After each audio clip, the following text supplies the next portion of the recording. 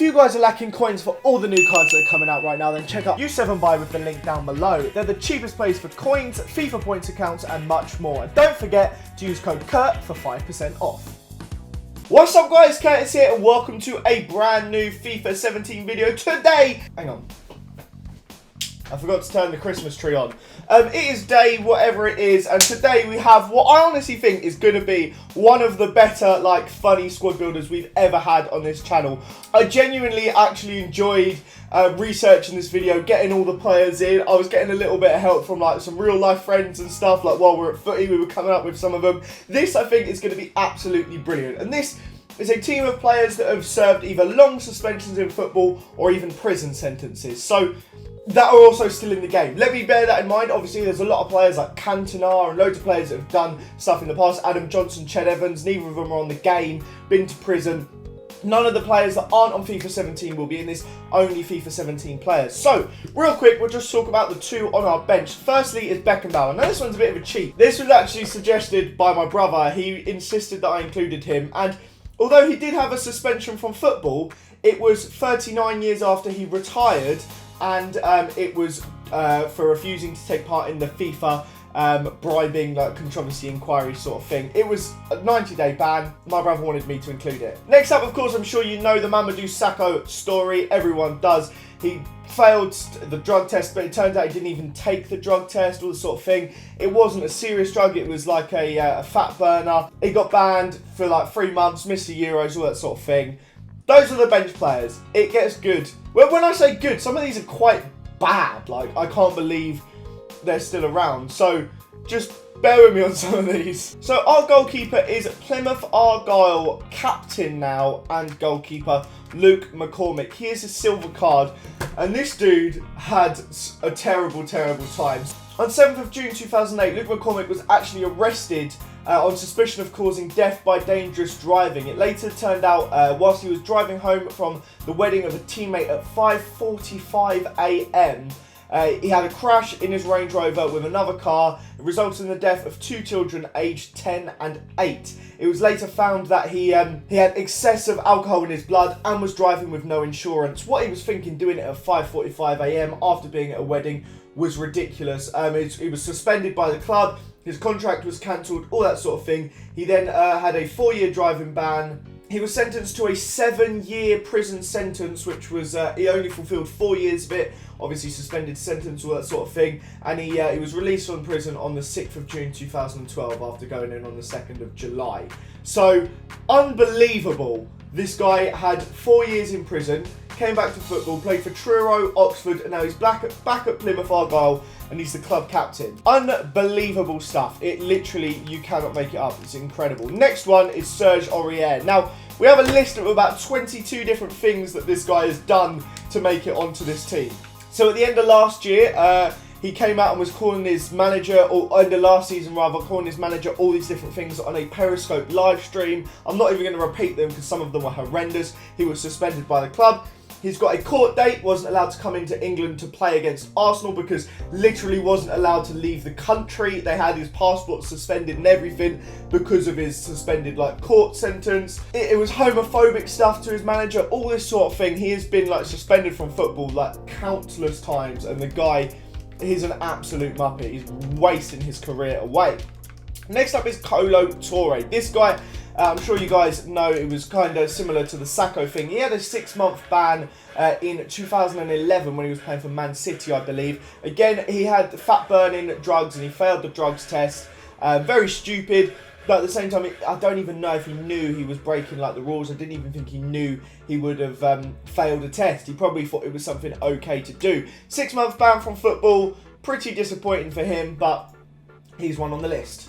So there's a lot of controversy around this one, but it's Rio Ferdinand. He had issues with, like, a missed drugs test, all that sort of thing. There's a lot of drug-related stuff in these suspensions, but there was a lot of different stuff. There was, like, a failed missed drug test, and he passed one 24 hours later.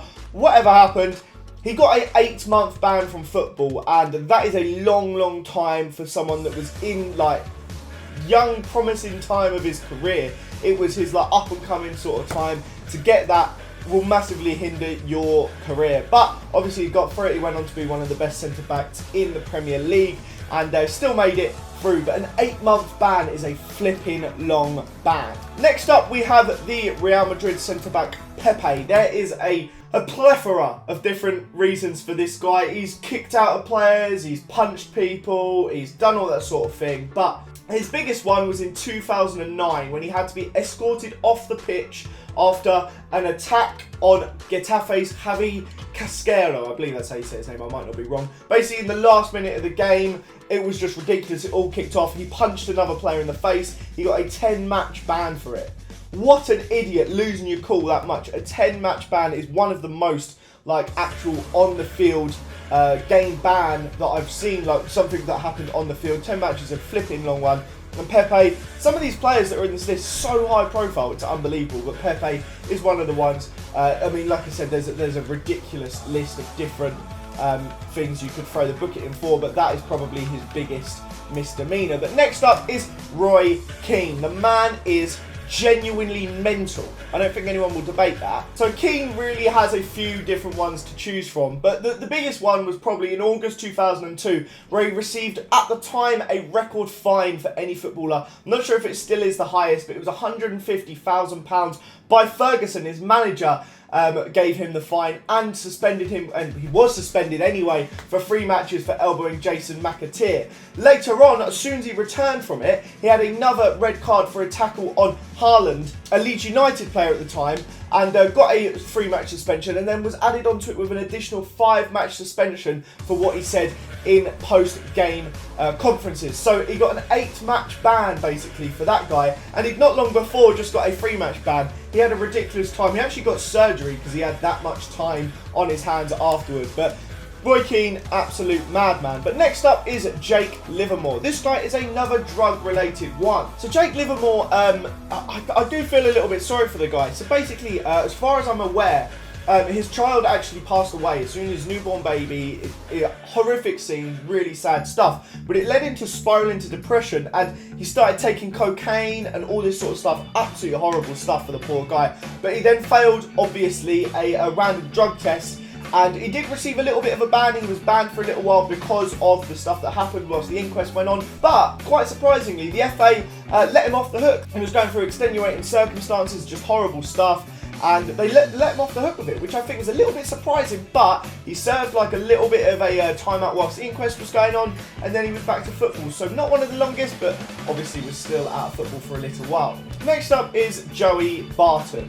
Where do we begin? So this is arguably the biggest one of Joey Barton's career, and it was in like the 2006-07 season. He had a training ground incident with Ousmane Dabo. Now, training ground incidents happen a lot, but not many of them leave Ousmane Dabo unconscious, having to go to hospital after suffering severe injuries to the head, including a suspected detached retina.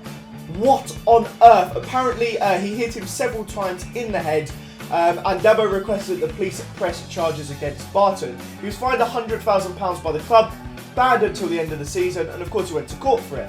He initially pleaded not guilty, but then of course he did plead guilty afterwards. This led to a 4-month suspended prison sentence. You guys that know, suspended prison sentence, as long as you don't do anything wrong, probably not going to go to prison again. Like, you're not going to go into prison. It won't happen. But if you basically commit a crime whilst you're basically on probation, you're going to serve that sentence. So he had the suspended one. He had to pay fines. He got essentially a 12-game ban from the FA and a £25,000 fine. This ended his Man City career, as I'm sure you can imagine. He then moved on to Newcastle United. What an idiot. So it's about 6 months after the incident. On 27th of December, Barton was arrested on suspicion of assault in the Church Street area of Liverpool city centre following an incident, blah, blah, blah, blah. He was in custody, all that sort of thing. Just after Christmas, this is. CCTV showed Barton punching a man 20 times, causing him to lose consciousness and attacking a teenager, breaking some of his teeth. He was sentenced to 6 months in jail after pleading guilty for his part in the attack. So after all of this, he served 77 days in prison. There's a lot of different stuff to go through. I'd recommend you read up on the actual history of Joey Barton. On top of that, he returned, and that Nasri incident happened just before his final FA hearing. He got a 6-match ban for the Nasri incident. A 6-match ban was then given back to him for the Dabo experience.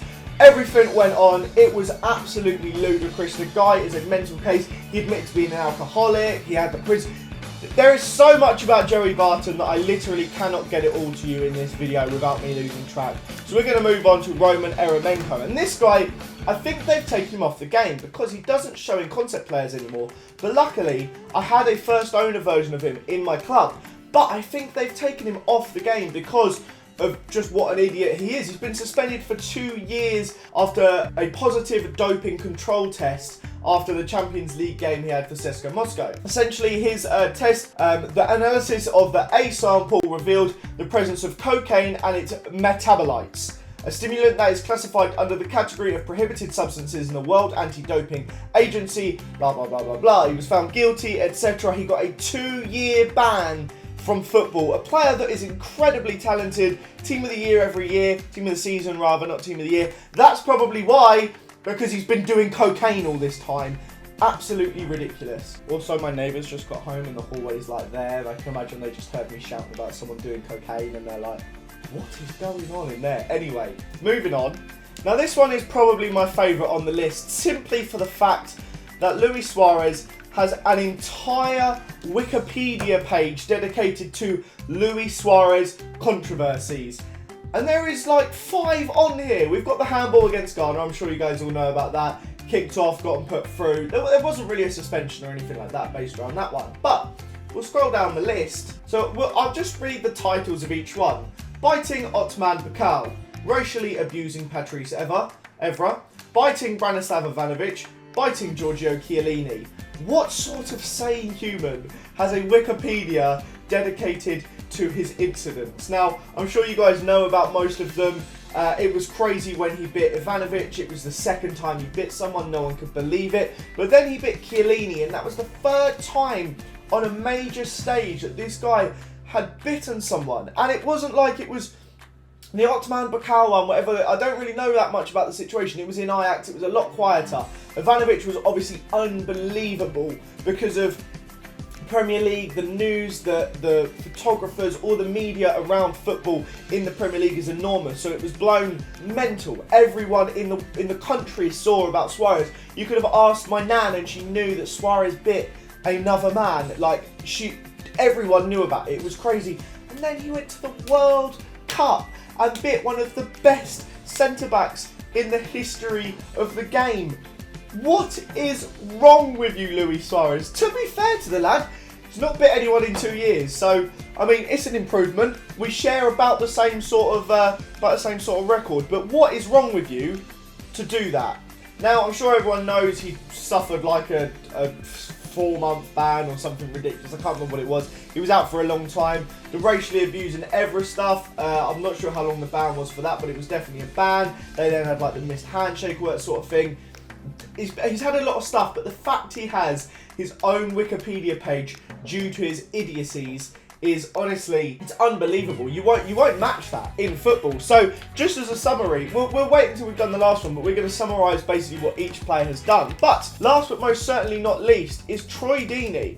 And I'm not sure how much you guys know about the Troy Deeney history, but a little while ago, I think it was 2012, he went to prison. He was jailed for a student's attack, which is mental. Essentially, he attacked a group of students in Birmingham and was jailed for 10 months. He was recorded on CCTV cameras kicking one of the victims in the head. One man suffered a broken jaw and another required 20 stitches from the brawl. Deeney and 3 other men all admitted a fray and were sentenced altogether. Him and his younger brother and then 2 other guys. They all were sentenced. And for me, my biggest memory is I remember in Football Manager 2013 I did a Watford save, and I remember going on there. I didn't know much about the story, and I looked in my reserves and there was Troy Deeney right there, and it said unavailable until blah, blah, blah, and it was like a 9-month date, and it was like prison, and I couldn't believe it at the time. It was unbelievable to me, and he's just come back and he like set the Premier League on fire a couple seasons later, came up with Watford. That's mad. Like, in my head it's so crazy to me that footballers serve prison sentences, because in our heads we imagine them to be so untouchable. It just is crazy. So real quick, let's go through it. McCormick went to prison, killed 2 people. Aurier, he's a bit of an idiot, but he hasn't killed anyone, so it's not so bad. Failed drugs test, punched someone in the head. Where do we even begin with Roy Keane? Failed drugs test for Livermore. Prison sentence, punched someone in the head. severe tackle, a fight in Liverpool, the list goes on for Joey Barton.